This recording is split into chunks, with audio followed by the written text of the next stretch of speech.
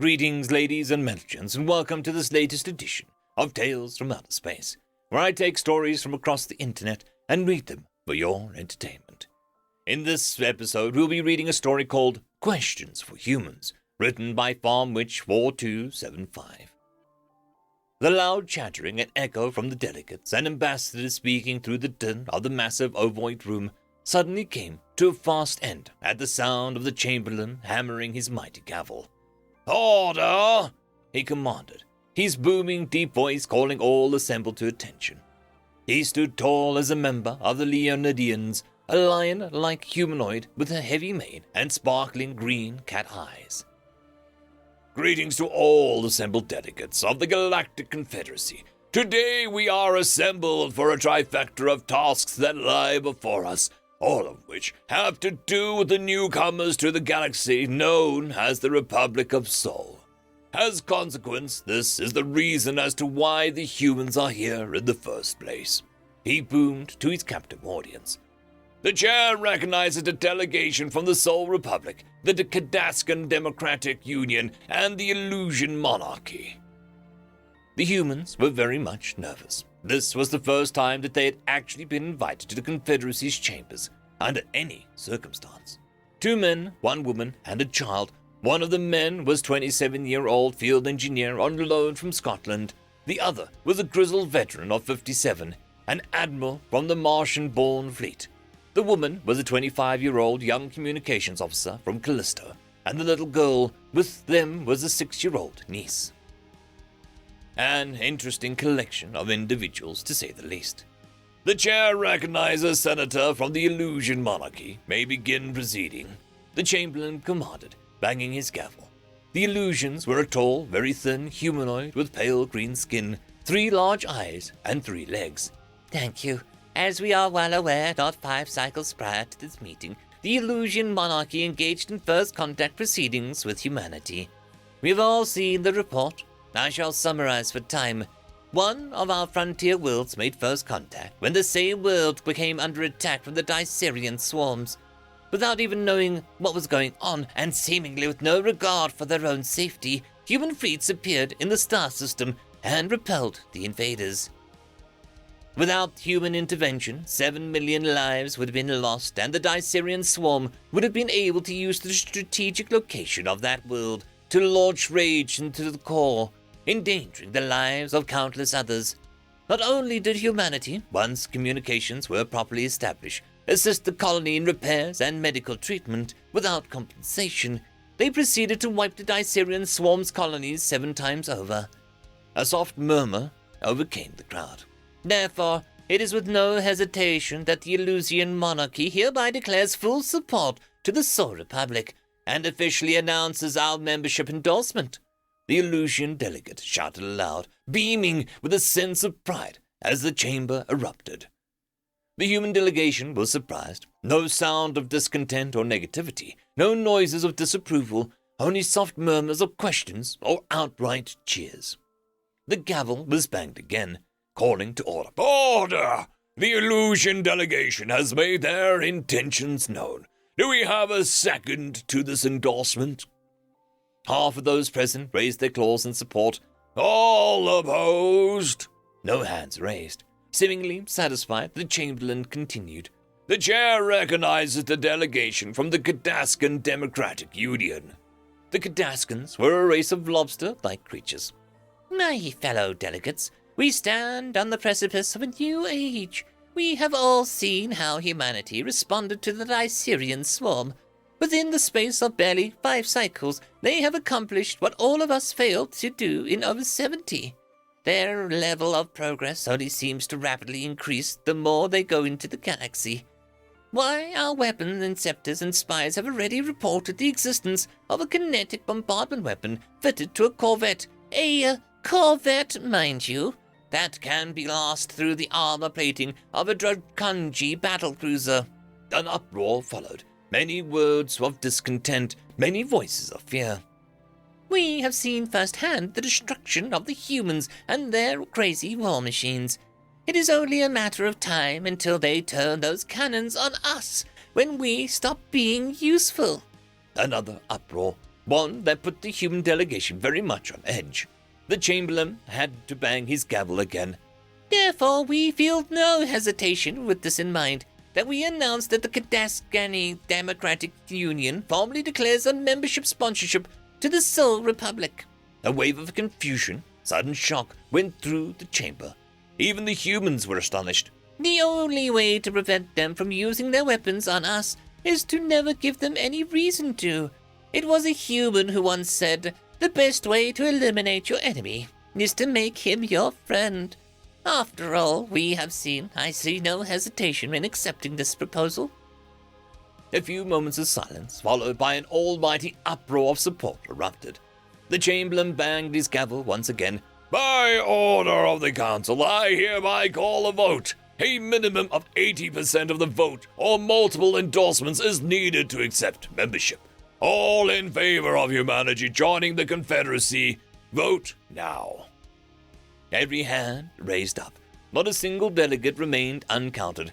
Unprecedented. Congratulations, humans! By the first ever unanimous vote in the nearly 1,000 years of the Confederacy's existence, you have received our very first unanimous vote for membership to the Confederacy. Barely 20 of your years after joining the community, no less. The human delegation was beside themselves and began to celebrate loudly, tears of joy coming from the oldest gentleman. However, the Chamberlain suddenly said, stopping the jubilation instantly, we have, questions. Questions? What kind? The Scotsman spoke up. Rumors floating about concerning your habits and biology. Questions about your origins. You have probably figured out by now this was already set in motion and your membership accepted long before this meeting. But before we begin the official proceedings, some members of our delegations have some curiosities that they would like addressed. The Chamberlain's expression turned from one of seriousness to one of a peculiar smirk. Oh, okay. The humans all looked around at each other for a moment or two. Sure. My name is Martin. This is Angus, that is Jessica, and this bundle of cuddles over here is Rose. Ask away, so long as your questions are, family friendly, we shall answer, the oldest man said in reply. The delegation from the Isanari spoke first, a race of squid-like humanoids with a bulb on their heads like that of an anglerfish. We have heard of something known as a boop of the snoot. What is a boop? And, what is a snoot? And why would a snoot be booped? Jessica stifled a chuckle and picked up her niece. She directed the child so the delegation could clearly see her. Jessica gently placed the tip of her index finger on the child's nose, then said, boop. The child went giddy and began to giggle. Then her cheeks turned red. If you see something cute, boop it on the snoot, Jessica said with a smile and returned the giggling child to the chair. One of the Asinari watching this seemed to short-circuit at the sight, and the small light atop his head shone brightly for a moment, then dimmed as the delegate passed out, with a resounding chorus of "Aww" coming from them all. The humans were somewhat taken aback by this, and by their nature called for a medic to be dispatched as fast as possible, questioning the health of their new friend.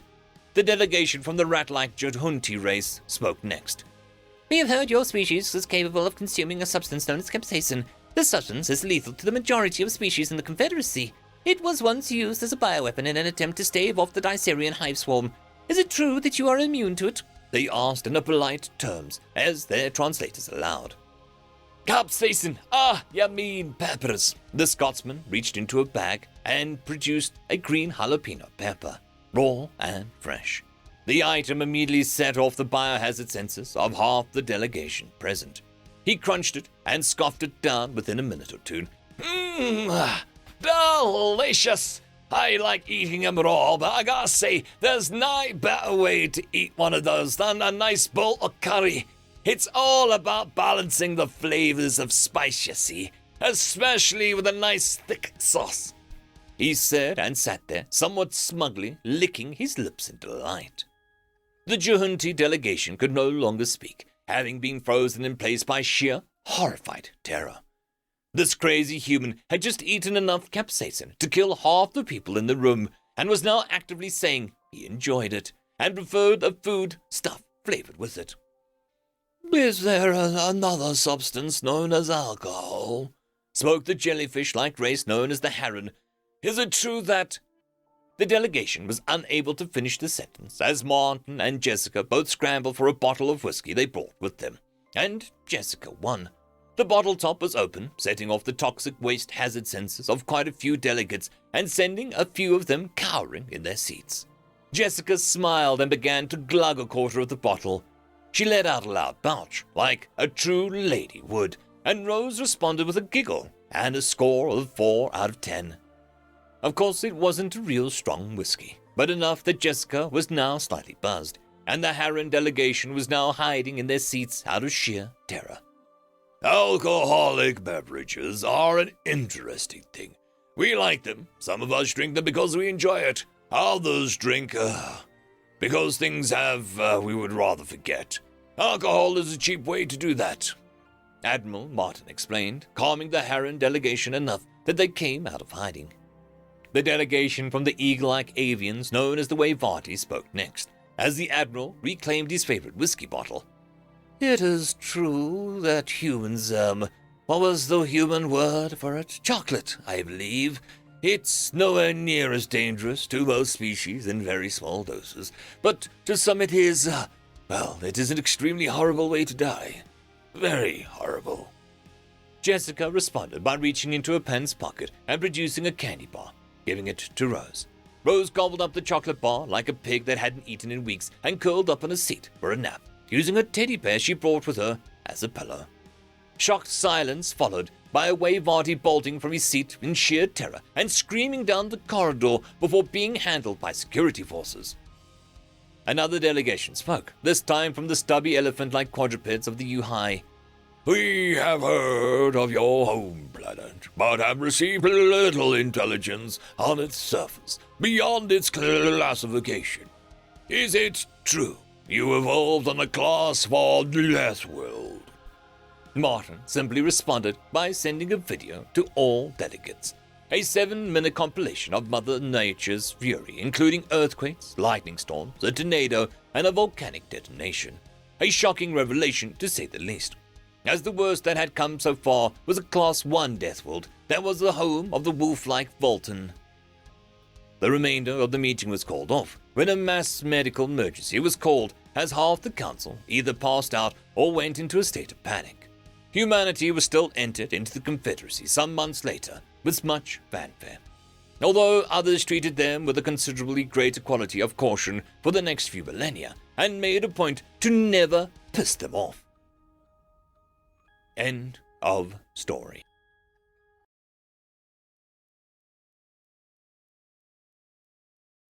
I'd quickly like to thank the T5 channel members and patrons: Caspar Arnholtz, Cam Maxwell, Lord Azrakal, Dragzoon WRE, Holly Sister, Ambrose Cattell, and Quantum Wednesday. Thank you very much.